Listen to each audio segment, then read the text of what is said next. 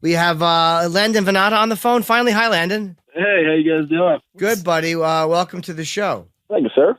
And how are you feeling? You're on a great card, man. The UFC just keeps putting together amazing cards. How are you feeling? You're on a pretty high profile one. Yeah, man, I'm stoked about it. I mean, it's awesome to be on this 209 card with so many big names on the main card. And it's just stacked from top to bottom. I feel honored to be on the main card slot. Well, you deserve to be on there, buddy. After that last kick, let me tell you, that kick, the walk off, what the hell, Lando? That thing. I like to watch fights and keep it because we watch so many fights. When I know somebody's gonna be on, I like to watch their fights like on the train coming in, and just in studio, we just watched that fight again, and wow. That's that with what's his name? Joe Odessa? John McDessie. John, yeah. Wow, man. That was a beautiful kick, man. I mean, the second that landed, you just knew it was over. Yeah. I mean, to be honest, I didn't even know it landed. Like I threw it and I didn't feel it hit or anything. I just turned around. I saw him falling backwards. I saw the light fading from his eyes, and I just like, all right, I can't hit him again, man. That's mean. But the fact that you saw that, like, I watched that a few times, and the way you look at him when he's down. Did you ever see Halloween, the original with Jamie Lee Curtis? The way Michael Myers looked at somebody, his head would just kind of tilt to the left. You just enjoyed your work it was so beautiful that you didn't, you kicked him and you watched him fall and you just casually walked away like that's how it was meant to be. Yeah, thanks for calling me a psychopathic killer, man. Well, you're in the right line of work. Yeah, shit, eh? Oh, man. Well, you're fun to watch, dude. I don't know. It was just fun, man. It was a lot of fun. I have a question for you, too, because I've noticed, and it's hard to describe your fighting style because you're so, and Rogan said fluid. That's a great word. You're very, very fast. Your hands are up almost like in a surrender thing, and then your arms are down by your side. And at times it looks like you're river dancing, and then you're throwing a kick. Like, you're extreme. You got to be very hard to train for. But I noticed with your arms hanging down, like, Ferguson is such a good striker. He was able to tag you a few times. Are you a little concerned that with the level of striking in the UFC, that could be a problem to you, even though you can really take a shot? Nah, absolutely not. Like, I have great distance, great timing, great reactions. My flips and my counters, my pulls, my rolling, my blocking skills are top notch. The reason you saw Tony start picking me apart is just because I got tired. I had absolutely nothing left in me in that second round, and I just went out there and gutted it out. If you watch that first round, and I pieced him up, I tore him apart. When I was fresh and had gas in the tank, he didn't stand a chance. And, I feel like that's how it's going to go against 99% of the strikers in this game. I'm on a different level striking than all of them.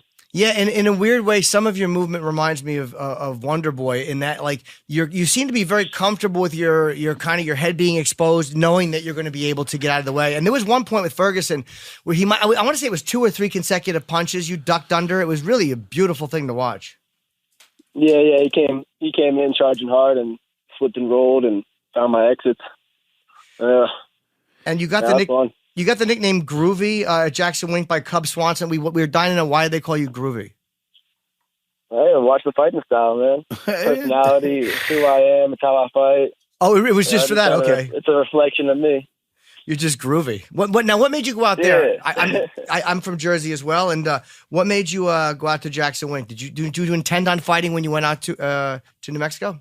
Yeah. So actually, I lived in Jersey. I mean, just to clarify a little bit, everybody thinks I'm from Jersey. I'm from Jersey. I only lived there till I was 10, and then I moved to Florida. Oh. Uh-huh. And then and that's where I began wrestling within Florida. So I started wrestling out there, and then I ended up going to Jackson's for a month during the summertime when I was 16. Made a lot of friends, became close with the coaches and the team, and just knew that eventually I'd go back, and it happened sooner than later.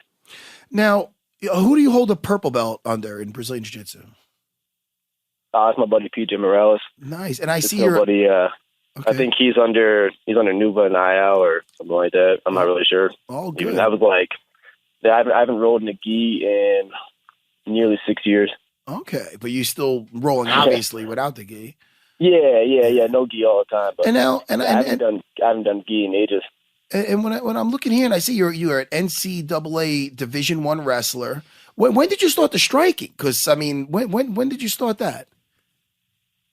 6 years ago. You started striking 6 years ago? Yeah. Yeah, I mean, I came out here with pretty much zero striking skills. Is that amazing to anybody else but me in the studio? Yeah, the speed, What the hell is the that, speed man? with your arms down by your side, the speed you're getting your arms up is really amazing, man. Yeah, you know, man, just I don't know. I guess I've always been athletic. I've always been explosive, but I picked things up quick, and I fell in love with striking. I created my own style, and it just seems to work. Created your own style. I like that. No, but listen, man. I mean, listen. Like they say that the in the octagon or the ring, that's like you're a canvas and you're an artist and all that stuff, and that's what it looks like, man. I love it. Absolutely. Yeah, you're expressing. You're expressing yourself in there too. You know. Sorry. There's no routine when I go in there. It's just improvisation. It's what can we create today. It's all fresh. It's all new. Yeah, it feels that way. You know, Jimmy, I thought he was going to say that he was, I started in karate at 5. I can't believe 6 years ago you started striking. That's amazing to me. That's really is amazing to me in a good way. And you were 8-0, and your first fight in the UFC is against the #1 ranked lightweight against Ferguson, and you took it on 2 weeks' notice. I mean, it was a tremendous fight considering how. And why you said you had nothing left in the second round? Why was that? Oh, I mean, literally, I came, they called me on a Monday, and that was the first day of a fight camp that I was preparing for in August. So I had an 8-week camp planned, and they called me on my first day of camp. I just got done drinking beers, roaming around, not doing jack. And they called me, and they were like, hey, you want to fight Tony Ferguson in 2 weeks? I'm like, yeah, sure, let's do it. That first round was such a high intensity. Tony keeps a really high pace. You got to keep a high pace to fight with him. I just didn't have the gas in the tank. I mean, I gave everything I had in that first round. And by the end of it, I was exhausted. I don't even remember anything in the corner. I couldn't hear my coaches. All I could hear was my heart pounding in my chest and my ears and my face. I had nothing in me. Yeah, shit, man. I've been there. Now, listen, that fight, that's the worst feeling. That fight that you were getting ready for for 8 weeks, you about to get into a camp. Was that a fight scheduled for the UFC or no? No, that was for RFA. Okay. Yeah, Ed Soares' thing. Some cool show for RFA. Yeah. I think it was supposed to be at Bike Week, Sturgis. That was going to be cool. But Tony fight, which is even better. Oh, man.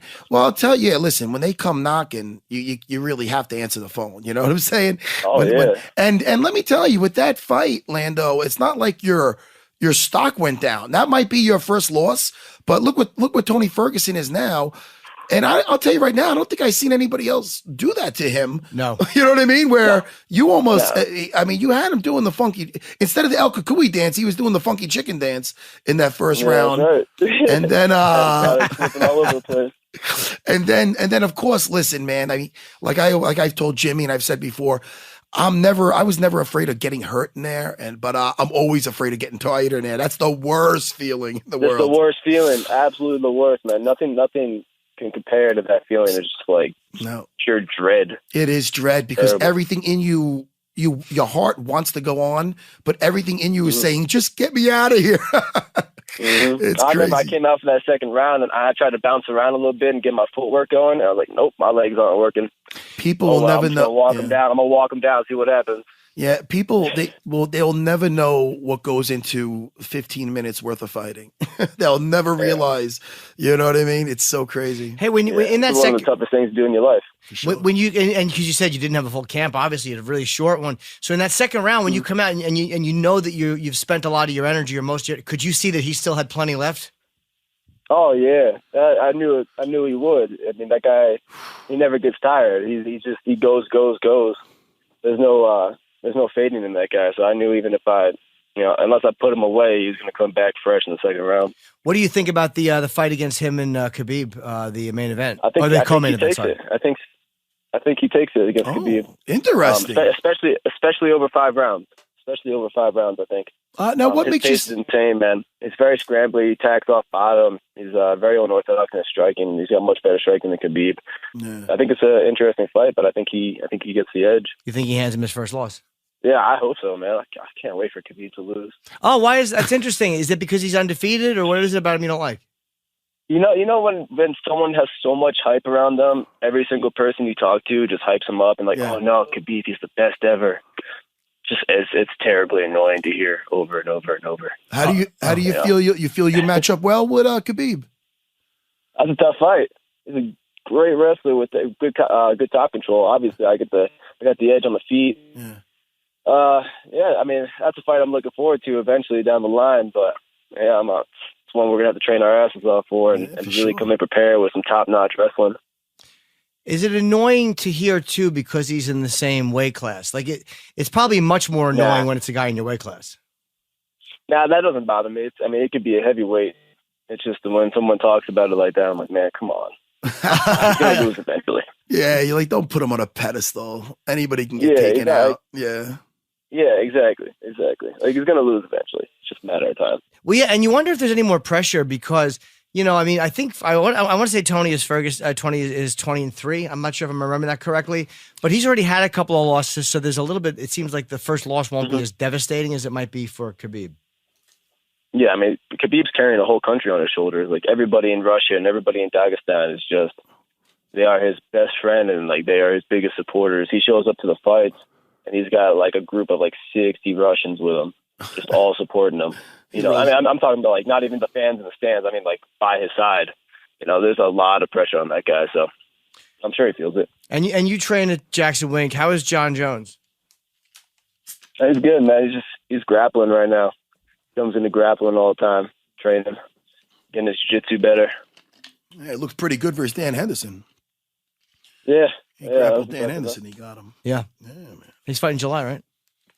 Who's that? Jones. Yeah, I think he's supposed to. Him and Cormier finally had their rematch. Oh. It's almost like waiting for Tyson Holyfield. Jesus Christ, for years. Well, good luck, man. You're really, really a fun fighter to watch. And I like the way you said you're just kind of creating it as you go along. It's improv. Because you you don't know what you're going to do. Again, like I've said, you're going to be very hard to train for the way you move, and the way you hold your arms and the way you move with your legs. You're a very difficult guy to train for. Yeah, very entertaining, buddy. Man, thank you guys. And good luck. You're fighting David Timur. This is obviously UFC 209, Woodley versus Thompson's the main event. One hell of a card. And I'm looking forward to seeing you fight, and hopefully get to meet you in the future. Okay. I appreciate it, fellas. Look forward to it. Thanks, Landon. Take care. Take care, Lando. Landon Vannata, really, really a promising lightweight who had 1-1 in the UFC, but the one loss was to Ferguson, and like you said, he didn't have a proper camp.